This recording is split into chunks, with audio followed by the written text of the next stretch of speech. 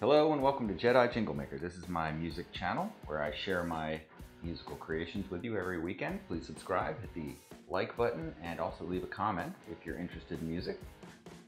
I live here in beautiful Florida. Sometimes I even do podcasts from that jungle out there, the fruit forest I created as well. But today we're going to talk about the amazing SR305EB bass guitar from Ibanez. It is a true treasure.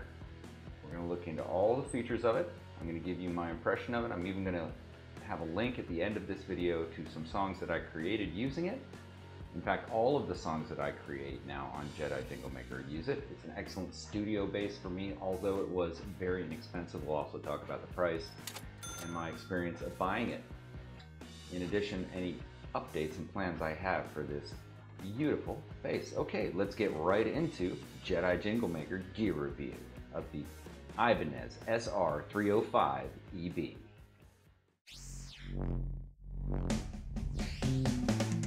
review, it's my gear review. Jedi Jingle Maker is made for you. Okay, time to pick this thing up. And if you don't have a guitar mat and a neck brace of some type, I think you want one. I use this so much. Okay, let's look at this bass. Now, one of the reasons I picked it, clearly, and I'll just jump right to it, one of the reasons I picked it is that it is so good looking. And it has the features of what I'd want in an electric guitar. I'll tell you about a few things specifically about it that are quite excellent, but I mean, just look at the thing. Can you believe those curves? Let's look at the back row. Let's just take a second before we get into the specs, and they are good for the price. Look at this. Isn't that beautiful? The open pored wood, the multiply neck. Got that balut there, Mac or tuners. I mean, just a fantastic, it feels good type of guitar. All right, let's jump into some of the specs to get started. What are the specs of the Ibanez SR305EB? First of all, this beast comes with a 5-piece maple walnut neck. And you can tell it alternates on the back. We're going to take a real close look at that neck. The body itself, made out of Nayoto, which I believe is a type of Indonesian mahogany. It's very lightweight wood, which is excellent. I love a lightweight guitar. I think it's important to find out how much your guitar weighs before you buy it, because that could be a big factor in your enjoyment of it if you're going to stand up with it at all. In my case, I have an injured back, so if I have a very heavy guitar, I can't really do it for long. In addition, it comes with a Jatoba fretboard, white dot inlay, medium frets, which they felt jumbo to me, but you know, they call them medium frets, so I suppose for basses, that's medium. They have an AccuCast B125 bridge, which is a pretty sturdy bridge, in my estimation. And we'll take a real close look at that, some features on it that they talk about. Also, they have the PowerSpan dual coil neck pickup and bridge pickups. They're both passive pickups, so no batteries required for those. They also have an equalizer, but it's an Ibanez Custom Electronics 3-band EQ with a 3-way power tap switch. And that's really cool. That power tap switch will actually put it into tap series or power tap modes, which give you all kinds of tones and different expressions of those pickups, voicings. Really, really cool. I love that about this guitar. I think that's the game changer in this guitar, to be quite honest. That thing works great. That EB, I believe, is for ebony, and what they call this is weathered black, the finish. But as you can see, it's just a beautiful matte finish, and the grain is just stunning. Just absolutely stunning. I mean, it looks like a guitar that they've spent a decent amount of time working on. When you touch it, it's just incredibly smooth. Incredibly smooth. And it fits in your on your leg very nicely. Now, I use this Fender way less strap. I love these. They're a little bit stretchy, and they're super comfortable, I think. I've got those on most of my guitars if I don't have the Levi leather padded strap like on this. This guitar has made its way into every track that I use so far, and for a reason. We're going to look at the back of the neck and the front of the neck and the frets really closely, but before we do that, I just want to tell you the dimensions. First of all, it's a 34-inch scale, which is pretty standard, but that's good long length. It's got a 45 millimeter at the nut width, 68 at the 24th fret, 19.5 millimeters at the first fret, and 21.5 millimeters at the 12th fret. Has a radius of 305 millimeter. Now let's get in close and personal and really look at this thing. Okay, we turned the light up just a little bit so you can get a better look at it. And with the light on, and different angles of the light, I think you can get a pretty good idea of what it looks like up close. And we'll start from bottom to top. First of all, the bridge. Cool thing about this bridge is they have channels which these strings ride in. And that means that it's not going to slip side to side. To me, that's very important, especially when you got these big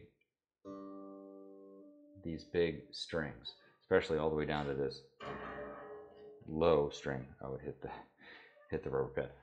But that makes a nice stable situation in the bridge. I have intonated this bass, and it was just a matter of sticking a screwdriver in the end in order to lengthen or shorten the string slightly, and it intonated very easily. These are still the strings that came from the factory, which are very nice, I would claim, and they worked quite nicely on my recordings. The pickups, I thought they looked good, as well as being, well centered over the strings. This is something I try to look for in all guitars, which is that the pickups are centered over the strings. In this case, it's in between those two magnets, but as you can see, it really is. That matters to me. If you look at the fretboard itself, the fret job, it's good. Not great, but it's good. I mean, it's a little bumpy, maybe just a tad less than the premium stuff that I have, but it's certainly more than adequate, completely comfortable. If you were gonna get picky about it, yeah, you could absolutely take it to your guitar tech and have them spruce up the edges. That might be something I end up doing to it just to really make it play like butter, but I mean, it plays just fine as it is right now. And really, for the price, which was $350, I think I got it more than the value that I wanted. This Jatoba fretboard is just beautiful. I love the open pore look of the fretboard. Some people love the ebony fretboard. I sure do love that as well. But I like the Jatoba. A lot of the Ibanez's come like that. And one thing I appreciate about this guitar and all the Ibanez guitars I've gotten so far is the real tight tolerances. Everything has come, as far as I've ever gotten, nice and tight. The pockets are tight. The craftsmanship is tight. Everything seems nice.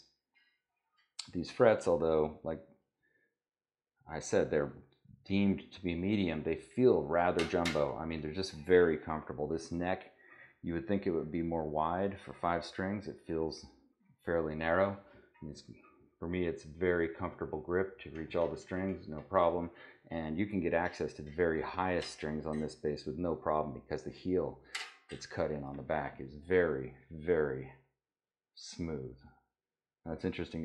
In the light there, you can see where the 2 different boards for the body joined up. So this is at least 2 pieces of that mahogany.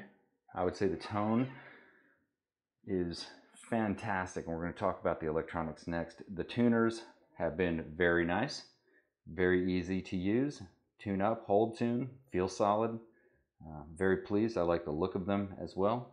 I don't think you can get locking tuners for a bass, so the fact that you can put the string right through the middle, don't have to weave it, I love that. So very pleased with the tuners. I think that's kind of cool. Sound Gear by Ibanez. Not sure the whole SR story. If you know more about it, let me know. The basses that Ibanez makes, I would say, are very good. Now, this nut, I noticed, was cut very neatly, which I like. I noticed it flared out a little bit there. If you can see that, it just flares out a little bit, and I don't actually mind that, to be perfectly honest. Although that's the only sloppy thing I saw on this guitar, you can easily upgrade the nut if needed, and it has absolutely no tuning issues whatsoever. But that particular side of the nut was a little sloppy.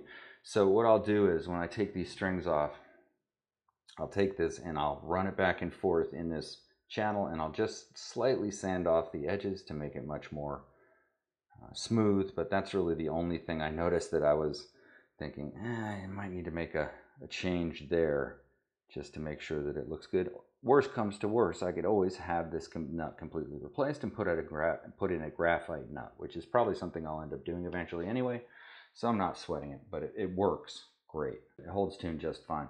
Now let's turn this thing over and look at the back of it.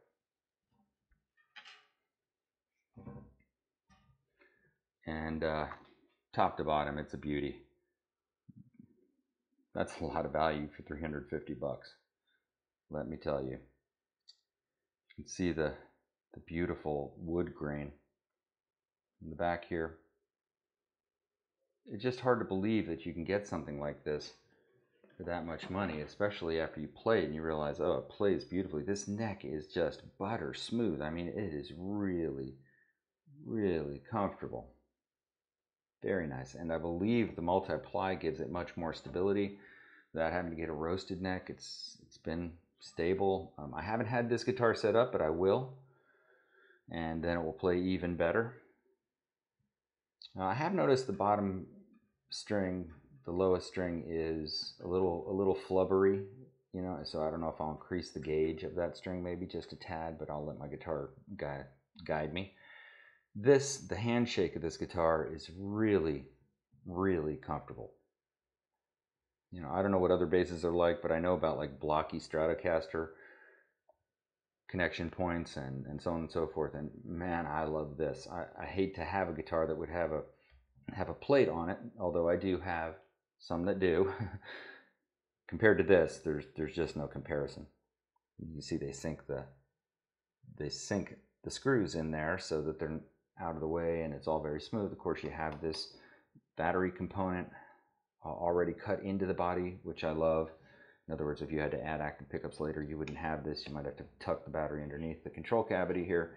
And then a nice big area for all the electronics to include that active EQ. And let's look at the electronics just a little bit. And I'll comment that, you know, one of the things I like to do on guitars is see how the knobs feel. Do they feel solid? And on this, they really do. All of them feel solid. There's like a resistance to it that feels quite good.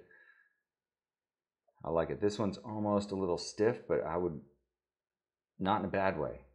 Not in a bad way at all. So you have your volume for both of your pickups, so you can blend the pickups together, etc. Turn one off, turn one on. Very simple. Bass, mid, and treble control on the EQ lets you dial it in. And the cool thing I like about these is that it has, at the middle point, it clicks in. It has a little stop, so you can tell you can tell also from where those points are, where those little dots are. But how cool is that? They thought of everything.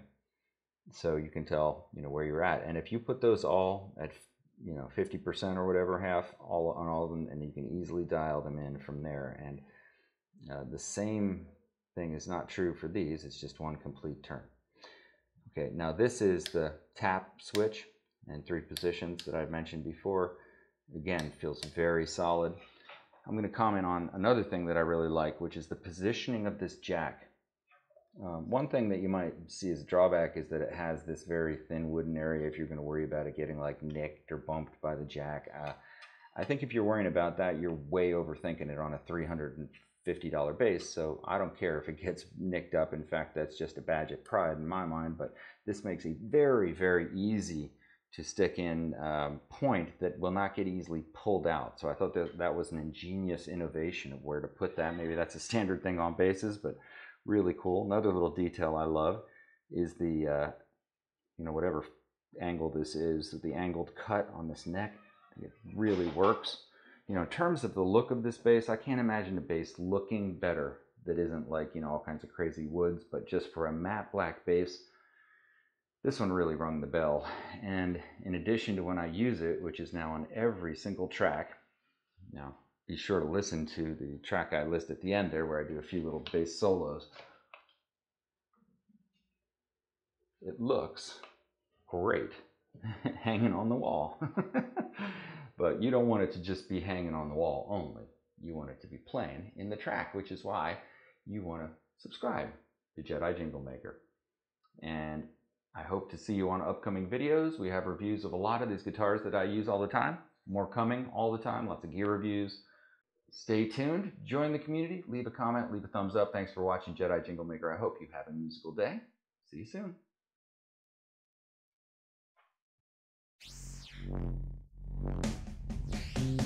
Gear review, it's my gear review. Jedi Jingle Maker is made for you.